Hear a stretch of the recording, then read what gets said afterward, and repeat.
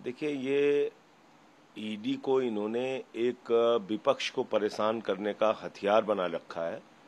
और पूरे देश में जहां जहां इनको सरकारों को गिराना है, जहां भी सरकारों को अस्थिर करना है, वहां ईडी के माध्यम से और अपनी जांच एजेंसियों के माध्यम से सरकार के ऊपर दबाव बनाते हैं। महाराष्ट्र का पूरा खेल आप लोगों ने देखा कि ईडी के माध्यम से ही किया गया। ईडी ने धमकाया, ईडी ने गिरफ्तारी की धमकी दी, दबाव बनाया, विधायक टूटे और सरकार गिर गई। संजय रावत क्योंकि शिवसेना की तरफ से लगातार बोल रहे थे तो वो भी उनकी टारगेट पे थे। अब बताइए, जिस आदमी की लगभग 2.5 लाख रुपए तनख्वाह होती है, उसके घर से 11.5 लाख रुपए का कैश तो बचत का भी हो सकता है। मतलब इसको इतना बड़ा तूल देने का मुझे कोई कारण समझ में नहीं आ रहा है। तो मैं समझता हूं कि संजय रावत के खिलाफ जो ईडी का इस्तेमाल हो रहा है या दूसरे नेताओं के खिलाफ ईडी का जो इस्तेमाल हो रहा है, वो दुर्भावना के कारण है। हम दिल्ली में भी इस चीज को झेल रहे हैं, बर्दाश्त कर रहे हैं। आप सोचिए कि सत्येंद्र जैन को 2 महीने से ईडी ने जबरदस्ती जेल में रखा हुआ है। मनीष सिसोदिया पे जांच की कार्रवाई इन्होंने शुरू कर दी है। तो मुझे लगता है कि ये अपने आप में इस बात को दिखाता है कि भारतीय जनता पार्टी किस कदर तानाशाही पे उतारू है।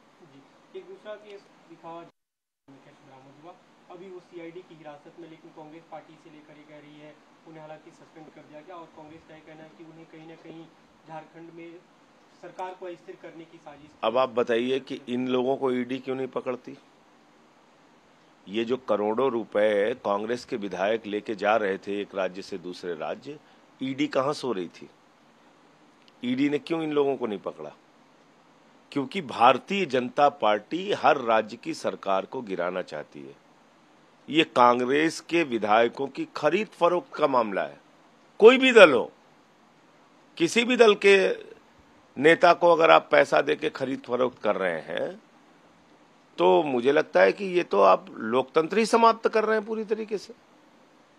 ये तो विधायकों को आपने बाजारू बना दिया है। बिल्कुल मंडी में बोली लग रही उनकी, शेयर मार्केट में रेट खुल रहा है, कौन कितने में बिकेगा, कौन कितने। एक फिल्म आई थी, दूल्हा बिकता है बोलो खरीदोगे, गाना था बहुत पहले, दूल्हा बिकता है फिल्म का। अब तो बीजेपी वाले पूरा एकदम विधायक बिकता है चल रहा है, कांग्रेस का विधायक बिकता है चल रहा है। वो बिक रहे हैं कांग्रेस के विधायक। बहुत ही अजीब स्थिति है। बिहार में जो गठबंधन में हैं कि जो असहज करते हैं, अभी अरुण सिंह जो बीजेपी के बड़े नेता नेशनल जनरल सेक्रेटरी हैं, उन्होंने बीते दिन एक बयान दिया कि इसमें गठबंधन में सब कुछ ठीक है, 2024-2025 दोनों हम साथ लड़ेंगे और नरेंद्र मोदी के चेहरे पे चुनाव लड़ेंगे। तो देखिए, अब उनके पार्टी का विषय है, इसके बारे में तो वही बता सकते हैं। और नरेंद्र मोदी के नेतृत्व में चुनाव लड़ेंगे, ये कहने का मतलब, इसका मतलब कोई दुविधा है भाजपा के मन में? क्यों ऐसे सफाई देनी पड़ रही उनको?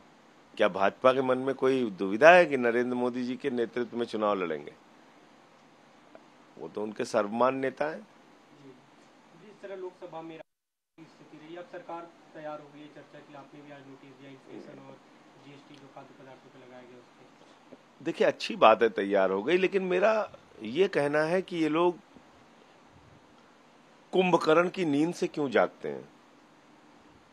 मतलब जो काम 2 हफ्ते पहले कर सकते थे, पहले दिन से हम लोग कह रहे हैं महंगाई पे चर्चा करो, महंगाई पे चर्चा करो, जहरीली शराब से हुई 75 लोगों की मौत पे चर्चा करो, चर्चा ही नहीं करते। जब सबको सस्पेंड कर दिया, पूरे देश में इनकी थू-थू होने लगी, अब कह रहे हैं हम चर्चा करेंगे। तो ऐसा करते क्यों ये लोग? 1 साल तक किसान को सड़क पे बैठा दिया, फिर कह रहे हैं हम कानून वापस लेंगे। 750 किसान शहीद हो गए, सदन में हम लोगों को निलंबित किया गया विरोध करने पर, फिर कह दिया हम काला कानून वापस। तो ये सरकार क्या कर क्या रही है? इनको महंगाई का मुद्दा महत्वपूर्ण नहीं लगता? 14 दिन के बाद जागते हैं ये, हम लोगों को सस्पेंड करने के बाद। अजीब हाल है। चर्चा होने दीजिए, चर्चा होगी तो हम लोग मुद्दे रखेंगे। आप लोग का सस्पेंशन जो हुआ, आपने गुजरात का मुद्दा उठाया था, गुजरात में शराब जो जहरीली शराब से हुई मौत, क्या अब फिर से वो सवाल आप सामने रखेंगे सदन में? निश्चित रूप से रखेंगे और महंगाई का भी मुद्दा हमारे लिए महत्वपूर्ण है। गुजरात में जहरीली शराब से हुई मौतों का मुद्दा बहुत महत्वपूर्ण है। निश्चित रूप से अपनी बात रखेंगे, लेकिन सरकार अब महंगाई पे अगर बात करने के लिए तैयार है तो महंगाई की चर्चा में हम लोग शामिल होंगे। जी, एक अंतिम सवाल, दिल्ली में जिस तरह से सरकार ने अपनी एक्साइज पॉलिसी को तरह से उसकी समय सीमा न बढ़ाने का निर्णय लिया और अब ये निर्णय हुआ कि सरकारी शराब की दुकानें खुलेंगी, एलजी ने इस पे आपत्ति दर्ज की। उसके बारे में हमारे उप मुख्यमंत्री मनीष सिसोदिया जी ने सारी डिटेल बता दी है। मुझे लगता है बार बार उन बातों को दोहराने का कोई अर्थ नहीं है। भारतीय जनता पार्टी को अपने गिरेबान में झांक कर देखना चाहिए। ये वो पार्टी है जिसका राष्ट्रीय अध्यक्ष कैमरे पर रिश्वत लेते हुए पकड़ा गया रक्षा सौदे में। ये वो पार्टी है जिसने शहीदों के ताबूत में घोटाला किया। ये वो पार्टी है जो येदियुरप्पा को भ्रष्टाचार के मामले में निकालती है फिर वापस लेके आती है। ये वो पार्टी है जिसमें राफेल का घोटाला हुआ, देश के चंद पूंजीपतियों का लाखों करोड़ रुपए माफ कर दिया। इन सारे विषयों पे कोई जवाब नहीं देते। इनके जितने दोस्त हैं, इस सरकार के जितने करीबी मित्र हैं, सब देश का लाखों करोड़ रुपए लूट के हिंदुस्तान छोड़ के भाग गए। क्या कर रही है बीजेपी? कोई प्रदर्शन करती है उनके खिलाफ? डीएचएफएल से 34,000 करोड़ रुपए का घोटाला करने के बाद 27 करोड़ का चंदा लिया है बीजेपी ने। कुछ किया उनके खिलाफ?